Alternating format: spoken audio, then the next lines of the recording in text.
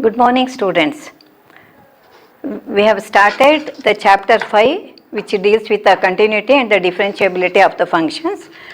Two sessions have been completed. In the first session, I gave you the definition of, I just revised the definition of limit and the standard limits. In the second one, I gave you the definition of continuity. And continuity is always defined at a point. That is, a function is said to be continuous at a point if the value of the function and the limit of the function at that point, they are equal to each other. So we find the limit, we find the value, and if they are equal, we say that the function is continuous at that particular point. Suppose at that point the function may not be defined, or the limit may not exist, or if both the quantities are there, they may not be equal to each other. In that case, now we say the function is discontinuous or it is not continuous at that point. So this is the definition of continuity. Now sometimes at each and every point of the domain, the function would be continuous. Then we say the function is a continuous function, but continuity is always defined at a point. Now we have worked out some problems where the point was given to you. Now in today's session, I am giving you a function where the point is not given. So in general, we have to find the continuity of this one. So the instruction is we have to discuss the continuity of the following functions. Now I have taken one problem, fx equal to x minus 5. Now we see that it is a polynomial function. Whatever real value you give for x, now we will be getting some real value for fx. That means that the function is defined for all the real values of x. Real values of x. It can be positive integer, negative integer, positive fraction, negative fraction, even for an irrational number also, because it holds good for any real value. So the function f is defined. You have to write everything, of course, in sentence.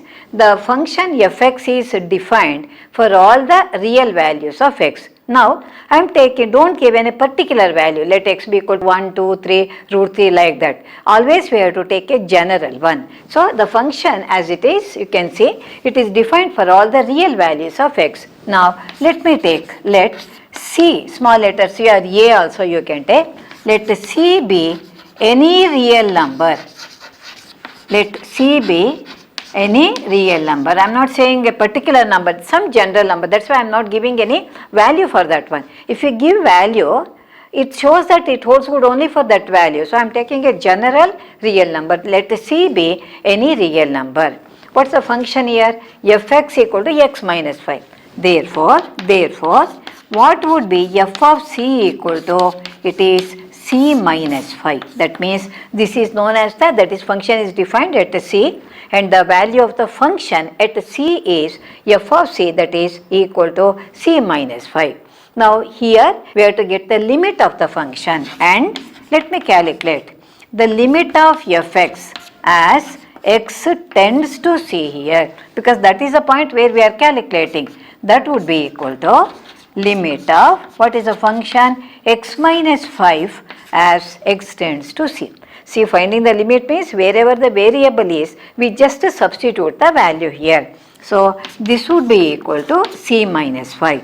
That is, the limit of the function is c minus 5. What is the value of the function? C minus 5. What's the conclusion? Since both of them are equal, so this is equal to f of c. So the limit as well as the value of the function at that particular point, they are equal to each other. So what is our conclusion? Therefore, we can say that fx is continuous.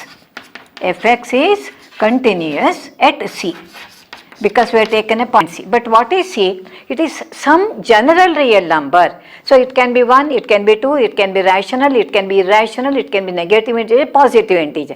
When we have taken a general real number here, it is continuous at c according to this one. But since c is any real number, it's a general real number I am considering, we can say the function fx is continuous for all the real values of x. Since we have not given any particular value, we can argue in general. That means we say that finally, how do you write it? The function fx is continuous for all the real values of x. That is how we have to write the answer here. So when the point is given, as we did in the earlier session, the previous session, when the value is given, the point is given, at that point we get the limit, at that point we get the value, we see that they are equal.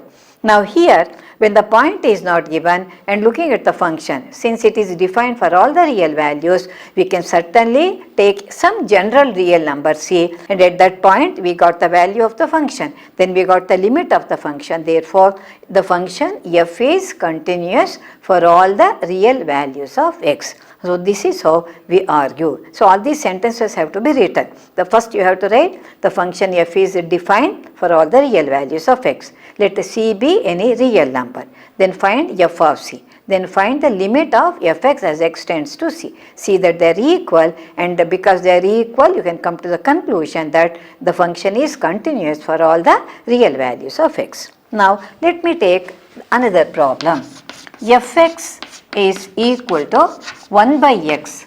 Now when x comes in the denominator position, there has to be some condition, because suppose it takes a value 0, then what happens? Division by 0, which is not defined at all. Therefore, you have to put the condition x is not equal to 0.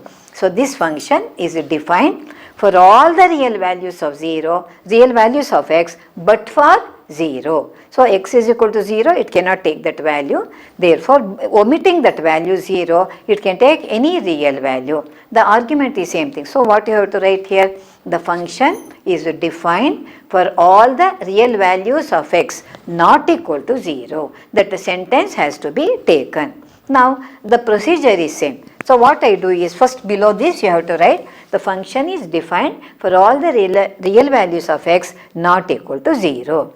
This is given, you have to write that one in sentence. Next, let c not equal to 0 be any real number. Not equal to 0, but for 0 it can take any value, no problem at all. Negative, positive, rational, irrational, that doesn't make any difference. Only it should not be equal to 0, that's all. Let the c not equal to 0 be any real number. Then let me get the value of the function. F of c is 1 by c. C not equal to 0, it is already considered. Therefore, you can write fc equal to 1 by c. And then get the limit of the function. Limit of fx as x tends to c is equal to limit of, what is the function? 1 by x as x tends to c is equal to 1 by c. But what was 1 by c equal to? That was equal to the value of the function. Therefore, the limit is also 1 by c, the value is also 1 by c. Hence, we can come to the conclusion that the function is continuous for all the real values of x, but that condition holds good for all the real values of x not equal to 0. So when some condition is given, each and every step you have to express, you have to write that one. So how do you write the conclusion here? The function is continuous for all the real values of x not equal to 0. So whenever a function is given, when the point is not given or the value of x is not given, the point has not been specified, always you have to consider a general function. But you have to look at the function, whether it is defined for all the real values of x or not, you have to look at that one. Now, let me take another problem. Here, the calculation is more. See, the two problems which I discussed just now, both of them were polynomial. First one was a polynomial function, then the second one 1 by x, x was not taking the value 0. So, but for 0 it could take any value. So, arguing along the same lines, no? That is, since a function is taking a general number c, general real number c, and arguing and finding the value as well as the limit, we saw that they were equal to each other. Therefore, the functions were continuous. So, whenever you come across any polynomial function, this procedure can be adopted. Now, I am taking a special function here, fx equal to modulus of x. I hope you remember, you have learnt about the special functions in first year PUC, the chapter relations and functions, the modulus function, the constant function, the identity function, the signum function, all those things you have studied. Now, I'm just considering one function here. It is a modulus function. Generally, you know that one. Modulus of any number means the numerical value we take always, even that is negative also, we take it to be positive. Only it is taken as a positive number. But let me write it separately. That is, what do you mean by that one? F of x is equal to minus x. Minus x if x is less than 0. If x is less than 0. And what is the other one? This is equal to plus x if x is either greater than or equal to 0. Or you can write in three ways also here. It equal to x here, x is equal to 0. I have written them together here. For less than negative value, x less than 0 means for negative value it is minus x. For positive value or equal to 0, it would be exactly equal to x here. See here, when I write minus sign, naturally students, they get confused. That is, modulus means it is always positive. How can you write it as minus? It is positive, still it is positive only. But look here, I give an example. Suppose you are having f of minus 4. I am giving an example. Now this is modulus of minus 4, isn't it? Now we know that it is equal to 4 only. But what is the value of x here? In the place of x I am having minus 4. According to this one, it is minus of minus x here. Minus of, this minus I have written. But what is x here? X itself is negative. That is minus of minus 4. Hence it becomes 4. Suppose it is plus. Then directly you write this is equal to, it is again directly you write the value of x here. So this will not be there, directly we write the value to be equal to 4. So when we write it as minus means the result or the image will be always a positive number. Now look here, we will be coming across such problems in the coming sessions also. So understand the procedure properly. This is a little bit lengthy problem. Look here. In the previous two problems I discussed, function was defined in only one way. So I just took some real number at that point, I calculated the value as well as the limit and saw that they were equal to each other, correct? Now the function is defined in different ways here. For all the negative values of x, you have to take the function fx to be equal to minus x. For all the positive value of x, you have to take it as x. And then even if it is equal to 0 also, you have to take it x equal to x only. Now, in such cases, when there is equality, it is a little bit easier.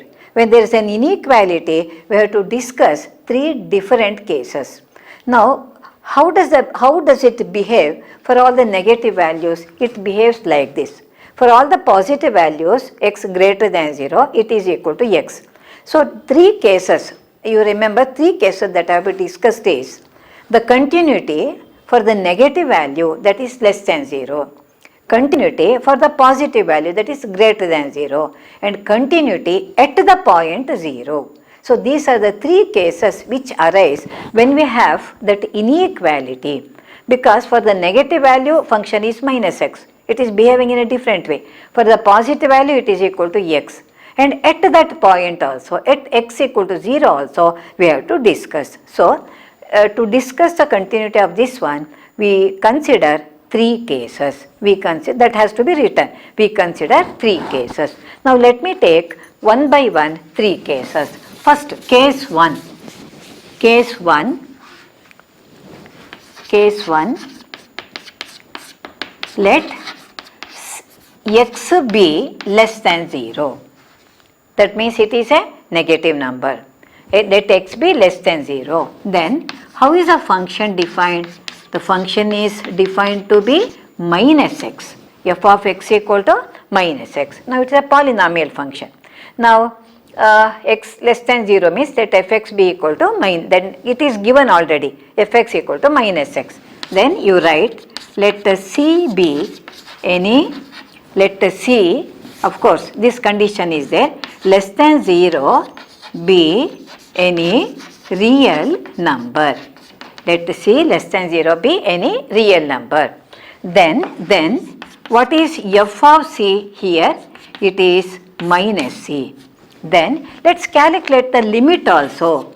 That is, limit of fx as x tends to c is equal to limit of minus x as x tends to c is, wherever x is there, write the value, it becomes minus c. But what is minus c equal to? It is f of c. So I can write it as this is equal to f of c. So we started with the limit of the function. We arrived at a number minus c, which is nothing but the value of the function. Therefore, under this condition, that is for all x less than 0, that is for all the negative values of x, we see that the function is continuous. So you have to write the answer here. The function is continuous for all x less than 0. That is how it has to be written. The function is continuous for all x less than 0. Now let me take the second case. So I have taken less than 0. Let me take the second case. Let x be greater than 0. Let x be greater than 0. So I am taking the extreme values. Less than 0 we discussed, and greater than 0 I am going to discuss. Now when x is greater than 0, how is the function defined? That is equal to x, simply x, fx equal to x. Therefore, again the procedure is same. Let the c greater than 0 be any real number. Any real number. C greater than 0 be any real number. Then what is the value of the function? F of c is equal to c. Now calculate the limit also. Limit fx as x tends to c equal to limit of x as x tends to c, that is equal to c, it is nothing but f of c. The same procedure what we adopted for the first and the second problems which I did today. Now the same, because it is a simple polynomial function we are having. So in the earlier case, x less than 0, we saw that it was continuous. For x greater than 0 also the same procedure. I am taking a general real number which is a positive number, and again we see that the function is continuous for all x greater than 0. For each case you have to write the conclusion. So the function is continuous for all x less than 0, case 1. For all x greater than 0, that is the second case. Now what is the remaining thing? So for all negative values we have discussed. For all the positive values we have discussed. What is remaining? At exactly x equal to 0. Exactly x equal to 0 at that point. So when we consider a point here, because the function is defined in two different ways. For less than 0 it is minus x. For greater than 0 it is x. That means that it is this number 0 has been approached in two different ways. So for the left hand limit you have to consider the function to be minus x. For the right hand limit you have to consider the function to be x here. See, in the previous session function was defined in only one way. In the first two problems I did today, the function was defined in one way. So no question of calculating LHL and RHL. Whereas here, because the function is defined in two different ways. From the left side if you approach it is minus x. From the right side if you approach it is plus x. Therefore, it is behaving in two different ways. So you have to calculate the left hand limit, right hand limit separately. So what we have to do is, now at x equal to 0. That is at a point. Till now we were considering less than 0 once and greater than 0 afterwards. No? Now it exactly equal to 0 I am taking. How is a function defined? It is f of x equal to x. I have written the definition in the before this one. That is for all x greater than or equal to 0, f of x equal to x. So f of x equal to x means f of 0 equal to 0, because at that point I am calculating. Here I am giving a particular value, not in general. Now this is the value of the function. What is that equal to? 0. Now we have to calculate the left hand limit. See, left hand limit means limit of fx as x tends to this point I am calculating, write 0 and minus. I have told you this also. Minus means it is not the sign we have to write here. It shows that we are calculating the left hand limit, or it has been approached, the number 0 has been approached from the value through the values less than that one. That is why this negative sign shows that we are calculating the left hand limit. For the left hand limit, how is the function defined? Minus x as x tends to 0 minus. So I can write it as minus 0 or plus 0, it doesn't make any difference, write it as 0. Now the right hand limit. Right hand limit means limit fx as x tends to 0 plus, that is equal to, how is the function defined? It is defined as x here, x tends to 0 plus, so here also 0. So when will a function have a limit here? That is when both the limits exist and they have to be equal to each other. That is the left hand limit equal to right hand limit equal to 0. What does it imply? It implies that limit of fx as x tends to 0. Here we need not write plus or minus here because we have calculated both of them. We got it to be equal to 0. And what was the value of the function? It was 0. What is the limit of the function? It is also 0. So what is our conclusion? Since both of them are equal to each other, the function is continuous at x equal to 0 also. So for all x less than 0, negative values, we saw that it was continuous.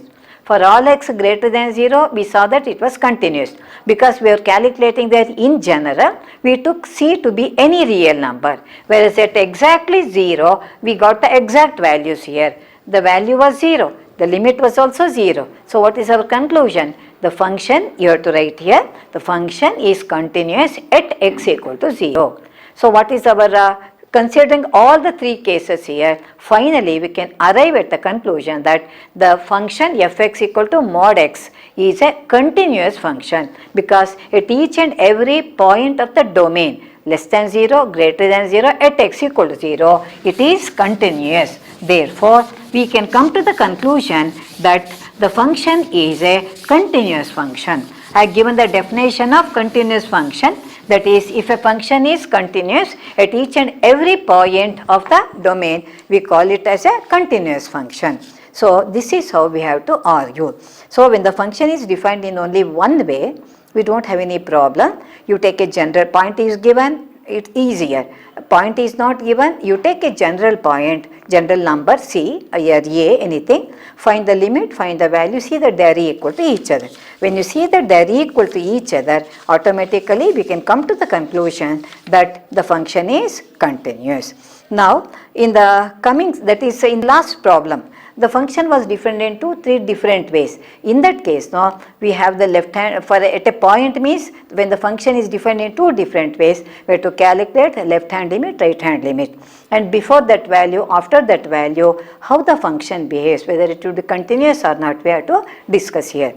And one thing, remember, on the problems of continuity, the procedure is same. The problem can be asked in different ways. Some problem, they ask you examine the continuity of the function, or find out whether the function is continuous or not, or determine the points of discontinuity. So the problem can be asked in different ways, but the procedure that we follow would be same. In whatever way the question is asked, according to that you have to write the answer. Finally, conclusion, no, that you have to write according to that one. Suppose they ask you to find the points of discontinuity, where exactly they are discontinuous, that point has to be mentioned. If it is continuous at a point, at that point it is continuous, at that point it is discontinuous, like that you have to write. So, in whatever way the question is asked, you write the conclusion or the answer finally in that way in which it has been asked in the problem. So, in the next session also, I am going to work out some problems. Thank you.